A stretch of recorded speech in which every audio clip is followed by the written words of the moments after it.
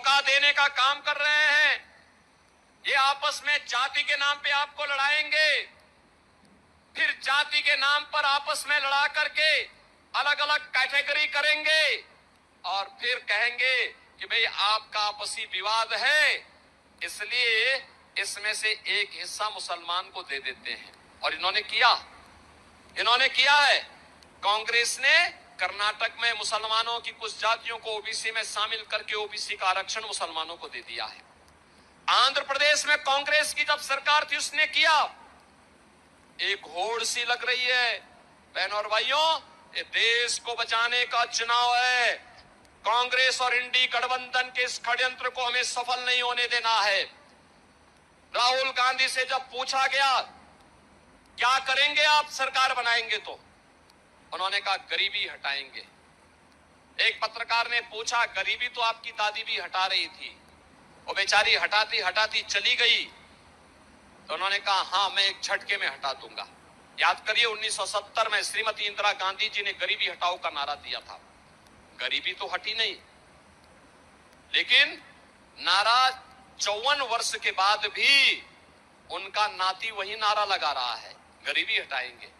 पत्रकार ने कहा कैसे हटाएंगे बताओ, तो उन्होंने कहा संपत्ति का सर्वे करवाएंगे, एक्सरे कराएंगे और एक्सरे करा करके फिर वरासत टैक्स लगाएंगे। अब आप मुझे बताओ, संपत्ति आपकी, आपके पूर्वजों ने दी, आपके ग्रैंडफादर ने, आपके फादर ने, आपकी मां ने, आपके किसी ब्लड रिलेशन से उस संपत्ति आपके पास आई, वरासत के रूप में आपके पास आई।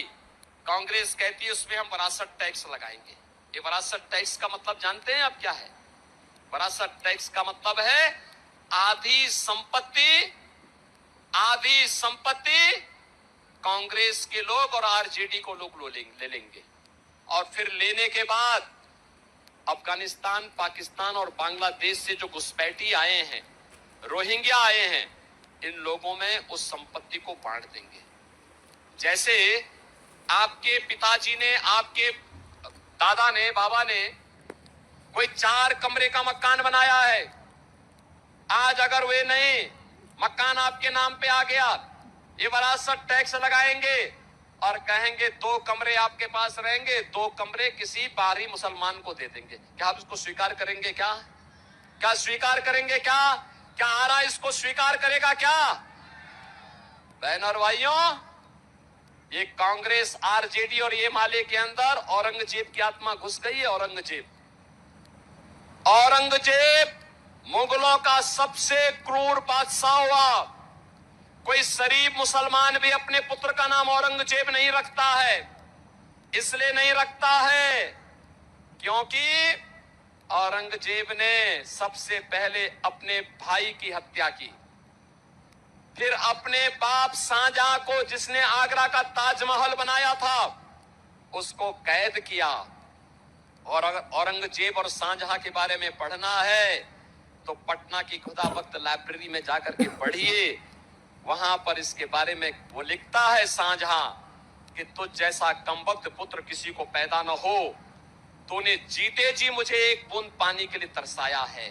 तुझसे अच्छा तो ये हिंदू है जो अपने बड़े बुजुर्गों का सम्मान करता है और मरने के बाद भी उनको श्राद्ध और तर्पण दे करके उनको जल देने का काम करता है। बहनों और भाइयों, औरंगजेब ने हिंदुओं पर एक कर लगाया था, उसका नाम था जजिया कर। जजिया कर हिंदुओं पे जबरदस्ती लगाया जाता था और कहा जाता था ये तो जजिया कर। तो मार्केट का हाल देखें तो कुछ एक्सपर्ट्स बोल रहे हैं कि मार्केट ऊपर जाएगा, लेकिन कुछ एक्सपर्ट्स का ये कहना, हम स्वतंत्र भारत में कांग्रेस और इनके सहयोगियों को क्या ये जजिया कर देंगे? क्या हमें नहीं देना चाहिए, कतई नहीं देना चाहिए। ये तीसरी बात क्या कहते हैं? कहते हैं अगर कांग्रेस की सरकार बनी तो अल्पसंख्यकों को उनकी रुचि के अनुसार खान पान की स्वतंत्रता देंगे। बहनों और भाइयों, मैं ये नहीं समझ पाया कि ये बात लिखने की आवश्यकता क्या थी। भाई बहुसंख्यक जो खाता है, दाल चावल रोटी सब्जी बाटी चोखा सतुआ जो भी खाता होगा वह तो अल्पसंख्यक भी खाता है, उसको किसने रोका इसको खाने में? पकौड़ी खाना है, पूड़ी खाना है, जो भी उसको खाना है खाए। लेकिन एक जगह में आकर के बहुत संख्यक और अल्पसंख्यक टकरा जाते हैं। जब कोई मुसलमान कहता है कि मैं गौ हत्या करूंगा, मैं गौ मांस खाऊंगा, हिंदू अड़ जाता है, कहता नहीं, जन्म जन्म का नाता है, गाय हमारी जन्म जन्म का नाता है। बोलता है कि नहीं बोलता है? क्या हम गाय कटने की छूट देंगे? क्या इनको हत्यारों को हम सत्ता सौंपेंगे? अरे मैं तो आपसे कहने के लिए आया हूं, जो राम मंदिर का पुण्य आपके साथ जुड़ा हुआ है, इस जन्म में अपनी पीढ़ी को बता पाएंगे और परलोक में जाकर के पूर्वजों को बता पाएंगे कि आपके संकल्प की पूर्ति करके आए हैं हम लोग। बोल पाएंगे ना? बोल पाएंगे ना? ये माले आरजेडी और कांग्रेस के गठबंधन को वोट देने का मतलब क्या है?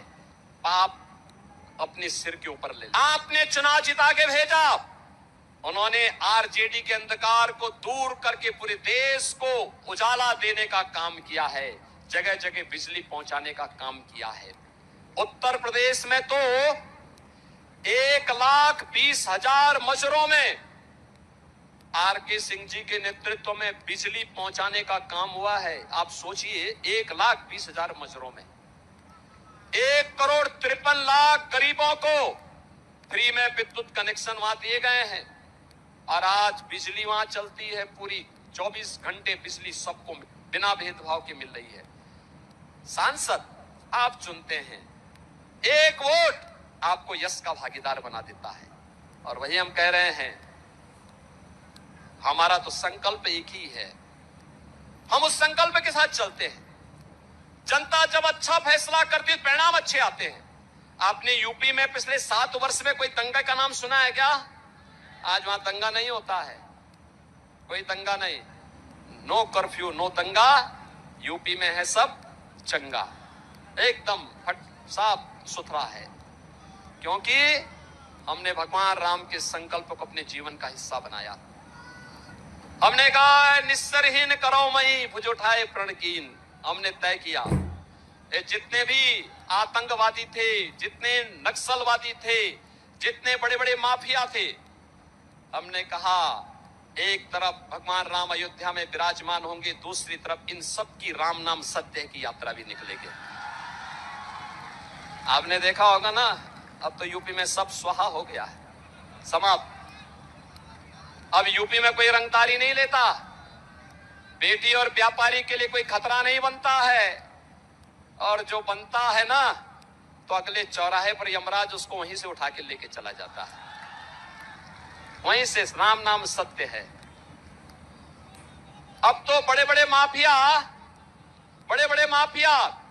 गले में तख्ती टांग करके चलते हैं, कहते हैं साहब एक बार जान बकस तो मैं ठेली लगा करके पेट भर दूंगा, अपराध नहीं करूंगा। और यहाँ पे आरजेडी और कांग्रेस का एक गठबंधन इन नक्सलियों को आपकी सुरक्षा पे सेंध लगाने के लिए फिर से भेज रहा है। इसको पनपने मत देना, कतई पनपने मत देना, कतई आगे मत बढ़ने देना। जो राम को लाए हैं हम उनको लाएंगे, जो राम को लाए हैं हम उनको लाएंगे। और वे कहते हैं क्यों, तो जनता जनार्दन यही कहती है कि राम भक्त ही राज करेगा दिल्ली के सिंहासन पर। राम भक्त ही राज करेगा, कोई रामद्रोही नहीं। और इसके लिए उन्होंने संकल्प लिया है। 500 वर्षों का इंतजार समाप्त हुआ, अयोध्या में रामलला का भव्य मंदिर बना। बहनों और भाइयों, आज अयोध्या में राम मंदिर का निर्माण भारत के अंदर एक नई ऊर्जा का संचार करता है। कश्मीर में धारा 370 की समाप्ति होती है तो आतंकवाद की ताबूत पे अंतिम कील ठोका जाता है। बहनों और भाइयों, याद करिए, हमारी पीढ़ी सौभाग्यशाली है, हम सब सौभाग्यशाली हैं। हमने बदलते हुए भारत को देखा है। ये बदलता हुआ भारत आज मोदी जी के नेतृत्व में किस तेजी के साथ बदला है, किस तेजी के साथ बदला है। दुनिया के अंदर 14 के पहले का भारत और 14 के बाद के भारत की जब आप बात करते हैं, आपको जमीन आसमान का अंतर दिखाई देगा, जमीन आसमान का अंतर दिखाई देगा। बहनों और भाइयों, जमीन आसमान का यह अंतर 14 के पहले के भारत में पहचान का संकट कांग्रेस ने खड़ा किया था। बिहार के अंदर आरजेडी ने आपके सामने पहचान का संकट खड़ा किया था और 2014 के बाद का भारत दुनिया के अंदर सम्मान प्राप्त कर रहा है। 2014 के पहले के भारत में सुरक्षा की समस्या थी, सीमा खतरे में थी। 2014 के भारत में सीमाएं सुरक्षित हैं, आतंकवाद और नक्सलवाद पूरी तरह समाप्त हुआ है और अब तो पटाखा भी जोर से फट जाए ना तो पाकिस्तान सफाई देता, कहता साहब ये मैंने नहीं किया है। पाकिस्तान को सफाई देनी होती है क्योंकि उसे मालूम है नया भारत है, छेड़ेगा नहीं, लेकिन अगर कोई छेड़ेगा तो छोड़ेगा भी नहीं। बहनों और भाइयों, जब मजबूत होता है ना देश, मजबूत हाथों में देश रहता है, ऐसे दुश्मन दब करके चलते हैं। और विकास के बारे में, हाईवे बन रहे हैं, 4 लेन, 6 लेन, 12 लेन के हाईवे, एक्सप्रेसवे बन रहे हैं,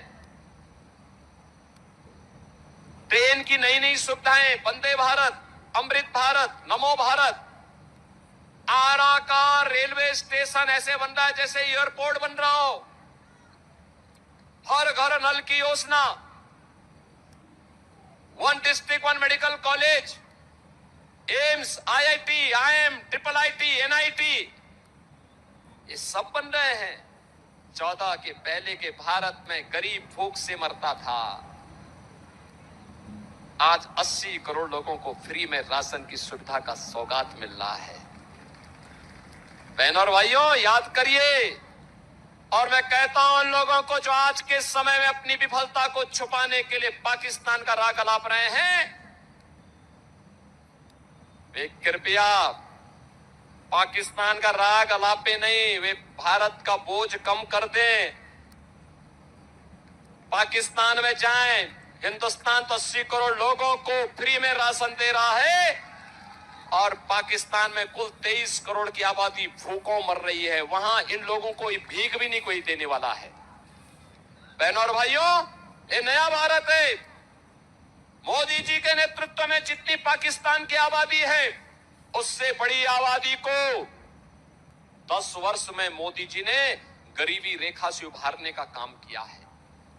आज याद करिए, 60 करोड़ लोगों को प्रतिवर्ष 5 लाख रुपए की मुफ्त स्वास्थ्य की सुविधा,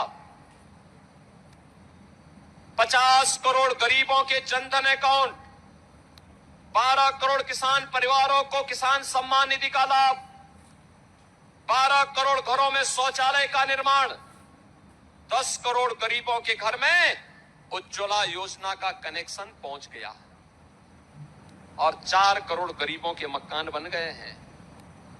4 करोड़ गरीबों के मकान बन गए हैं। मोदी जी ने कहा है 4 जून को जब फिर एक बार मोदी सरकार बनेगी, 70 वर्ष से ऊपर के प्रत्येक बुजुर्ग को फ्री में प्रतिवर्ष 5 लाख रुपए की स्वास्थ्य बीमा की सुविधा उपलब्ध करवाएंगे। 5 लाख रुपए तक का उपचार कोई भी बुजुर्ग कहीं भी जाके करा सकता है देश में। मोदी जी ने कहा है जितने गरीब बच्चे होंगे जिनके पास आवास नहीं होगा, उसको भी एक एक आवास देंगे। अब याद करिए, एक तरफ मोदी जी के नेतृत्व में विकास भी है, गरीब कल्याण भी है, सम्मान भी है, सुरक्षा भी है, अयोध्या में राम मंदिर का निर्माण भी है और काशी में काशी विश्वनाथ धाम भी आप जाकर के देखिए बगल में। बहनों और भाइयों, आस्था का भी सम्मान है, विरासत भी है तो विकास भी है। और दूसरी तरफ कांग्रेस और आरजेडी आपको कहां ले जाना चाहती है। इन लोगों ने तो हमेशा छल किया, जब मौका मिला इन्होंने देश के साथ छल किया, सनातन धर्म के साथ छल किया, बिहार से छल किया। प्रत्याशी बना करके आपकी सुरक्षा को फिर कैद कर देना चाहते हैं, अराजकता पैदा करना चाहते हैं। इनकी मंशा अच्छी नहीं है। इनकी घोषणा पत्र को अगर आप देखेंगे तो इंडी गठबंधन का घोषणा पत्र इतना खतरनाक है। कहते हैं आएंगे पर्सनल लॉ लागू करेंगे। पर्सनल लॉ का मतलब जानते हैं आप? पर्सनल लॉ का मतलब बेटी स्कूल नहीं जा पाएगी, महिलाएं बाजार और ऑफिस नहीं जा पाएंगी, बुर्का पहन करके घर में दुपकना पड़ेगा और 3 तलाक की कुप्रथा को ये फिर से देश में लागू करेंगे। आधी आबादी का विरोध कर रहे हैं ये कांग्रेस और आरजेडी के लोग। बहनों और भाइयों, भारतीय जनता पार्टी इस घोषणा को करती है कि भारत चलेगा बाबा साहब भीमराव अंबेडकर के द्वारा बनाए गए संविधान से। भारत के अंदर कोई शरीयत का कानून लागू नहीं हो पाएगा। बहनों और भाइयों, इनके द्वारा क्या किया जा रहा है? कहा जा रहा है कि सत्ता में आएंगे तो लालू जी ने तो कहा है कि ओबीसी का जितना भी आरक्षण है ये सब आरक्षण हम मुसलमानों को दे देंगे। क्या आप इससे सहमत हैं?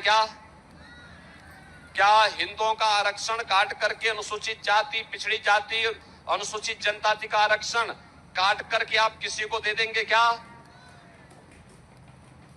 बाबा साहब भीमराव अंबेडकर ने कहा था कि धर्म के आधार पर आरक्षण नहीं हो सकता। अभी कोलकाता हाईकोर्ट ने इंडी गठबंधन के एक महत्वपूर्ण घटक टीएमसी के फैसले को पलटा है और कहा है कि आरक्षण का लाभ अनुसूचित जाति, जनजाति और पिछड़ी जाति के लोगों को ही मिलेगा। धर्म के आधार पर आप मुसलमान को आरक्षण नहीं दे सकते।